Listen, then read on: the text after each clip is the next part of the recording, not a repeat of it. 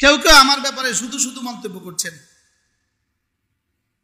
যদি এক প্যাকেট এক পলিথিন পায়খানা আমার হাতে দেয় আর আরেকটা একটা প্যাকেটের মধ্যে নমিনেশন ফর্মটা দেয়, আমি ওটা তুলে নিব, ওটা নিতাম না।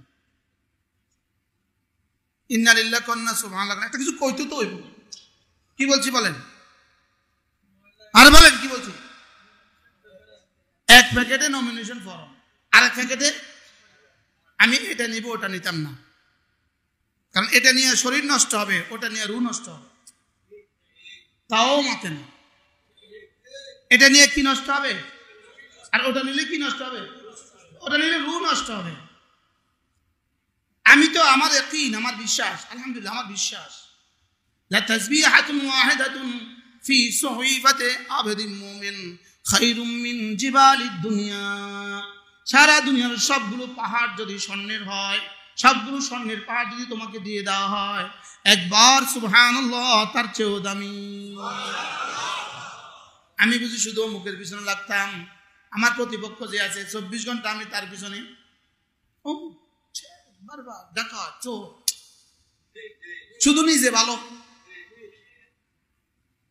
নিজে ভালো শয়তানের না কর।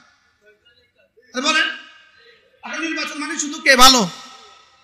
আমি ছাড়া পৃথিবীর সব খারাপ।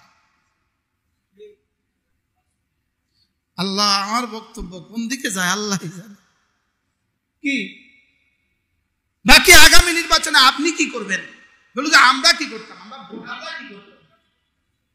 আপনি নির্বাচন করবেন না, এটা ঠিক আছে, বাকি আমরা কি করব? আপনি ভোট তাকে দিবেন যাকে ভোট দিলে আপনার ভোটটা পচে গেলেও আপনি পচবেন না। কি বলছি বলেন? হুমায়ুন ভাই বলেন, আমার ভোট আমি কাকে দিব?